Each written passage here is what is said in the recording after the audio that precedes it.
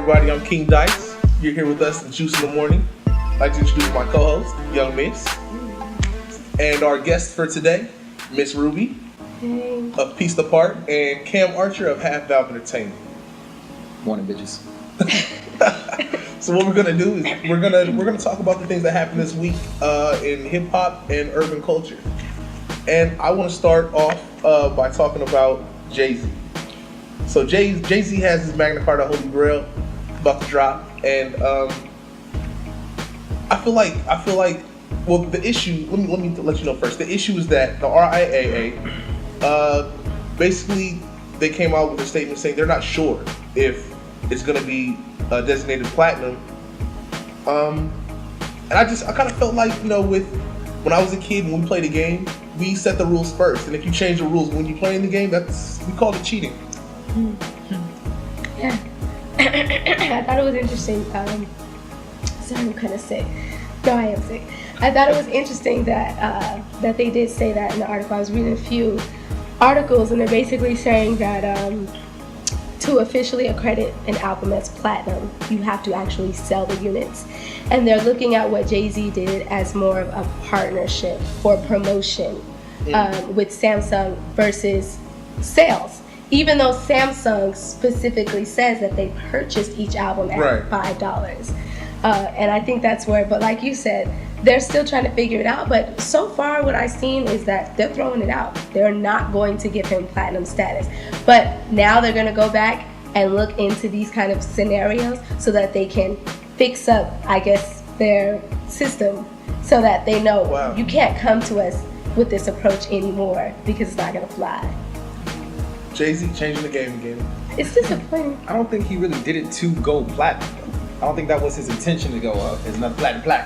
I think it was just his way of, it really was just like a marketing partnership, another way to get his music out and make it more accessible and make it seem like, I mean, technically he didn't do a whole lot of promoting, but this is as good a promotion as you can get. True. You have one of the highest selling phones out there going to have an app on it that allows you to access his album if you're one of the first million to download the app for free. Like, how much better promotion can you really get? I think regardless of the deal with Samsung, he's still gonna sell a nice amount of records.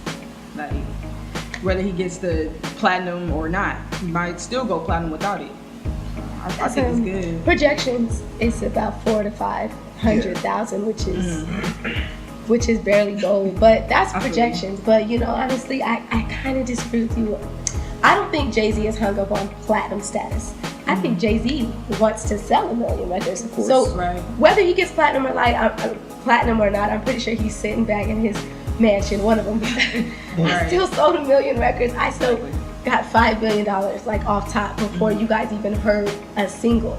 I want to go a step further. I think it has to do with the fact that Jay-Z's a hip hop artist, and I think in the realm of hip hop, a certain amount of cockiness is expected. Jay-Z definitely has that bravado about him, and I think if Justin Bieber did this same thing, it wouldn't have been a problem. I think Justin Bieber, they'd give him a pat on the back. Anything Justin Bieber does is gonna go platinum. Justin Bieber doesn't go to this extent because he doesn't need to. He put out the first Instagram video and it got 1 million likes. All it was him going, dude, Instagram's got video now. 1 million likes. Okay. That's it. That's all you. Just put Justin Bieber on it and it's gone. So would you say that Justin Bieber is more famous than Jay-Z? Well, the difference, that's a hard question to answer though, because he's more, people welcome him more. I mean, when you are if you're anything besides hip hop has a natural aggression placed on it. So no matter what type of hip hop you make, you're gonna almost be labeled as such. Maybe like a hardcore aggressive, your content's a lot edgier than a parent will allow their child to listen to off the top.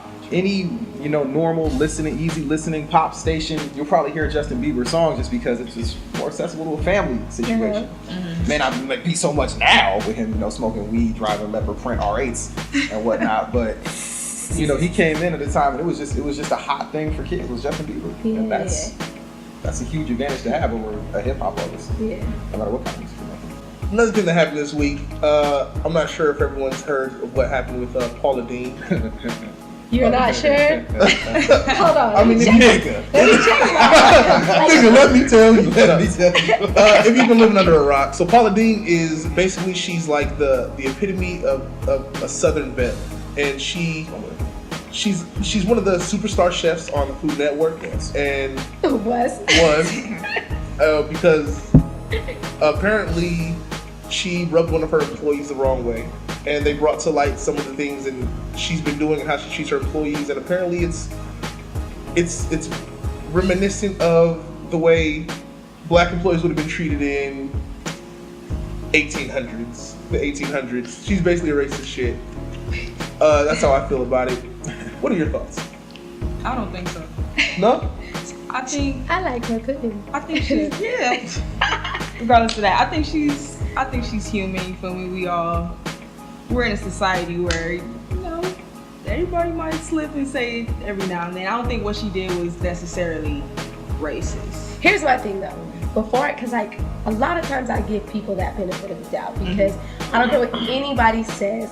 I'm not racist because I identify, like I will section out a white person. Like, you know how white people do, like that doesn't make me racist, but if a white person says that, we automatically get offended, right? Exactly. But my thing is, it depends on the context with which she was using the term, because I did hear that she admitted that she used that word regularly, but now it's like, was it aggressively? Was it like, sit your nigger ass down and bring me some coffee? Or was it like, my nigga? Yeah, right. I highly doubt. We're not going to get the real story in this thing. I think it was probably in the middle. I don't think she was really just, just talking to other black people that way. I think she would just say it off in conversation. I mean, we have to remember, what is she like in her 50s? So apparently she was, I want to say on the stand. I don't know if this was like a courtroom situation, but under some sort of oath, or maybe her own oath, she said that when they asked her, have you ever used the word nigger? She said approximately 27 years ago, she worked in a bank, a black gentleman. Well, he probably wasn't a gentleman because he was robbing the bank. And he put a gun in her face, and that's when she said the word. I would have said it too. I don't believe that shit. I don't believe you got a gun to your head. Exactly, nigger. Bow, you know. Right. Let me get this out my system. Hold on. After the situation, she was probably like, fuck that nigga. Like, she was upset. I think that's extreme. That's extreme. That's extreme. There was a gun to her head. If the situation but afterwards, the situation's true. Afterwards, to be like, man, you think about that anger that's going through your mind. You just had a gun to your head in a situation that you were powerless from. You telling me everything you say when you're in a rage, you don't say something that you go, man, maybe I shouldn't say that. I won't say that, but I will say that there are certain things that are in your character, either they were always in your character or they're not. True. So like for her to say that, like the rage, I understand that to some people that justifies it, but I feel like if she said a thing, she that wasn't her first time. She feels it. I think the biggest issue that people have with racism, and with anything that's offensive, is it in you? Mm-hmm. It's kind of why I don't know why we're so concerned about what's in each other, but it's like, if it's in you, because you're right, there are certain things I would never even think to say because they're just not in me. Right, exactly. Yeah. Right. And so. So is it okay for other races to use the N-word? I think it's uncomfortable to hear, but I don't feel like we should judge other races for saying it, because I feel like it's part of culture. Okay, well that's okay. You mean nigga, not nigger, correct? Yeah, which one is in the context? It's a total difference. The context is completely different. We use nigga as a term of endearment to some people around us. And we don't call it nigger as a term of disrespect. And nigger's a term of so you have a friend, my nigga so and so. You never said that? I would say no. I would say that's, if he said with an ER, I would say that's strange. But to me, that's the same thing as like, I'd say like, yo, I'm gonna go to the stuff. And if someone said, I'm about to go to the store. That's totally different. To me, it's just a matter of how they pronounce it. That doesn't make a difference because the word. Each term carries different weight. Carries totally different weight. Started using it. We popularize it within the hip hop culture. Exactly. Anybody who listens to a hip hop album most likely is gonna hear it within the lyrics. You feel me? So like I said, it's in the culture. Why would I judge somebody for saying it? So wait, did Paula Deen say nigga or nigger? We don't. I don't know. She doesn't even know what she said. It was years ago. So I think fuck Paula Deen.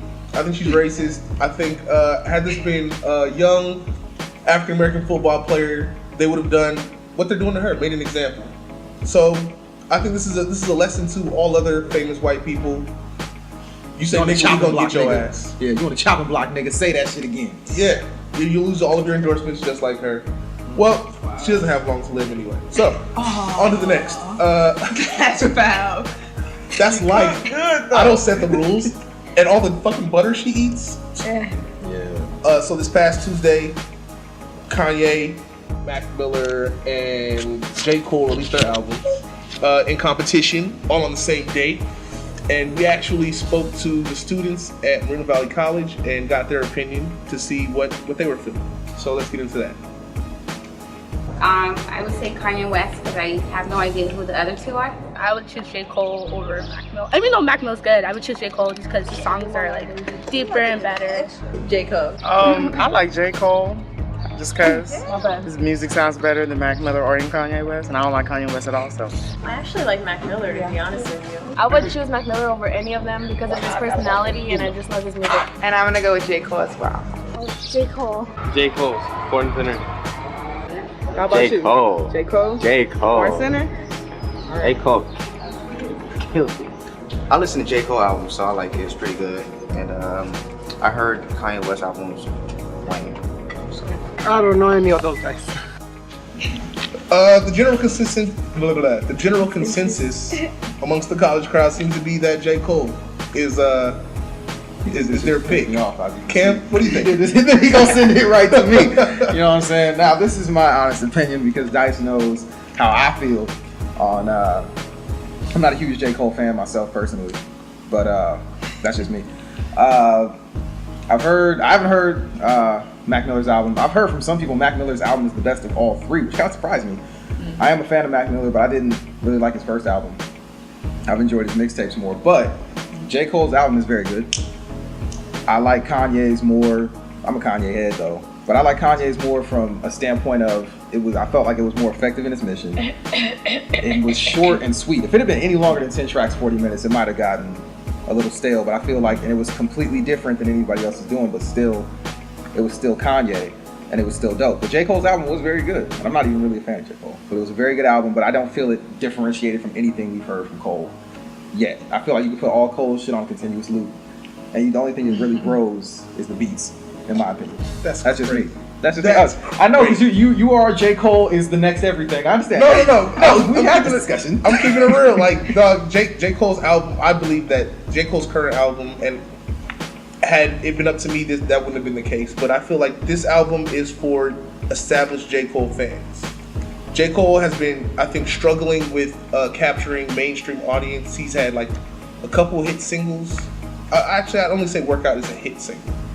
That's been on radio and still in rotation today. But I mean, other than that, most of his stuff is geared towards the underground backpack audience.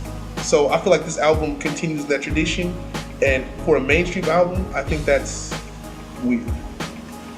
I personally am in love with J. Cole's album. But it's weird because I have this love-hate relationship with Kanye West. Kanye has been one of those artists who has penetrated the industry and gotten into like my spirit. So I've really connected with him from day one. But see, you think when Kanye first came out, he was giving us sort of what J. Cole's giving us right now.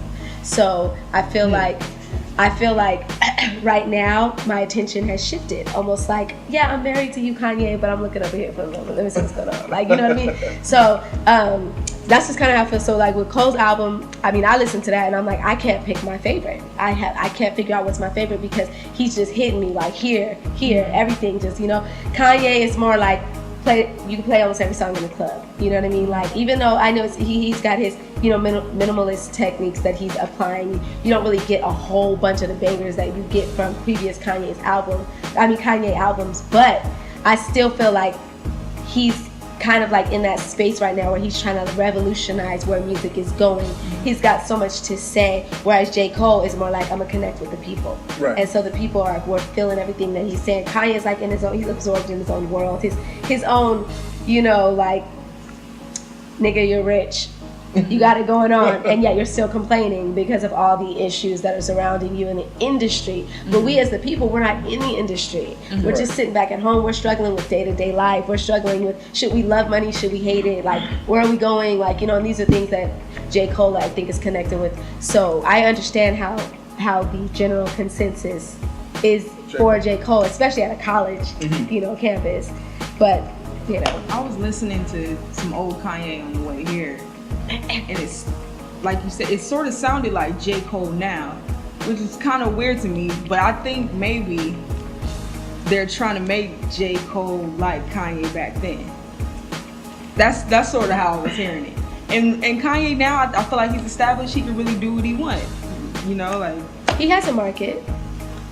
He has a market. I like his music. I like Kanye's album more because he can do what he wants. You feel me? And just, you know what it is? You're a producer. Mm-hmm. I'm a lyricist. Okay.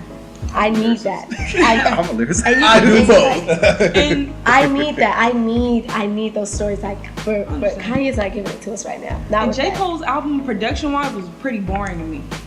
I'll be honest. I actually enjoy J. Cole's production. I've always enjoyed J. Cole's production. I really have. Mm-hmm. I've always enjoyed it. I feel like he stepped it up on this album production-wise. He has some really, really good beats. I'll say this. I think that J. Cole's career is modeled more after Jay-Z than Kanye West. It's more in the modeled sense after that Jay-Z's career for the first couple years, it was geared towards a certain niche audience, and I don't think Jay-Z had much crossover success until he started fucking with those Broadway show samples. This is what I want to say. I'm so sorry.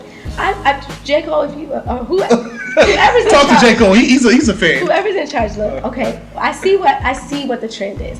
You get in, especially right now. You get into hip hop.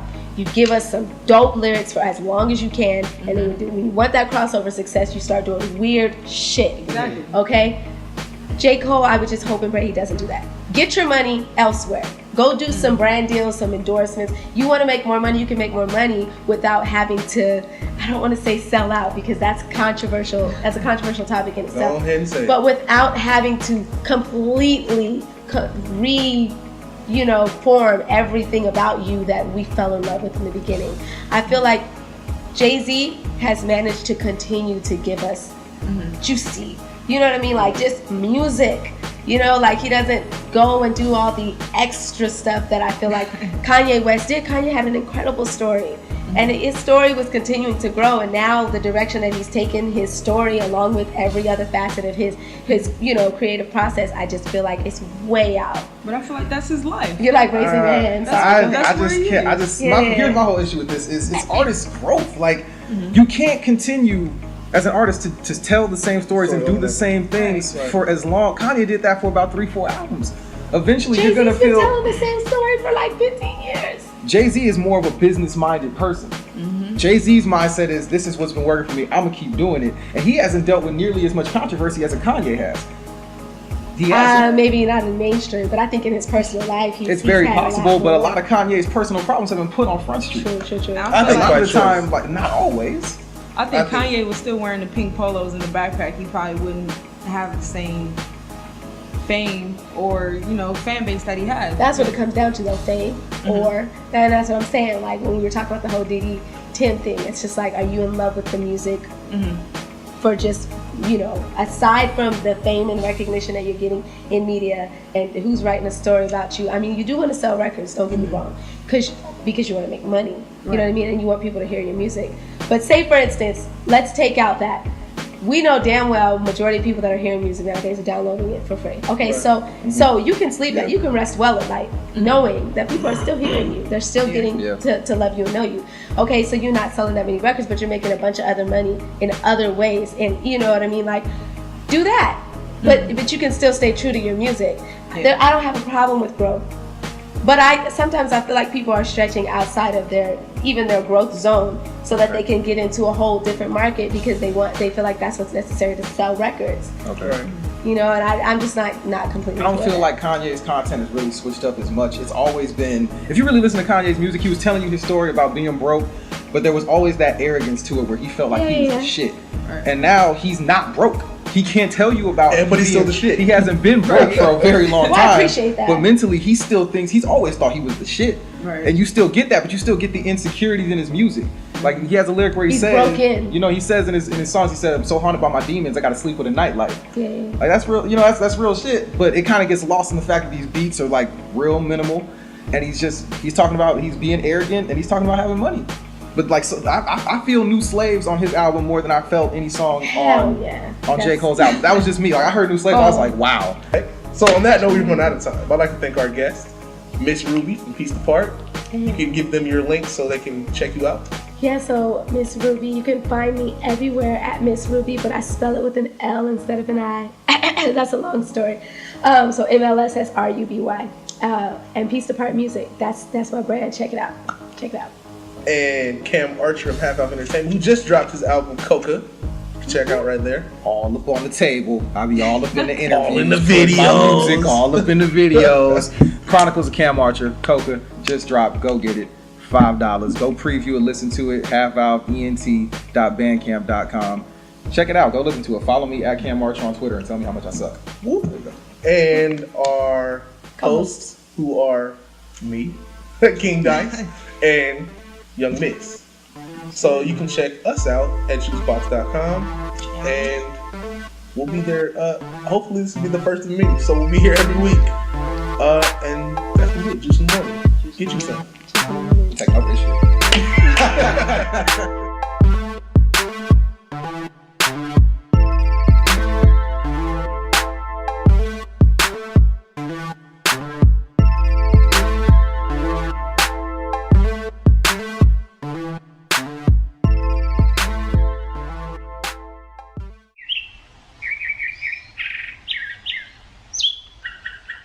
It's 100% juice. No wonder it tastes so good.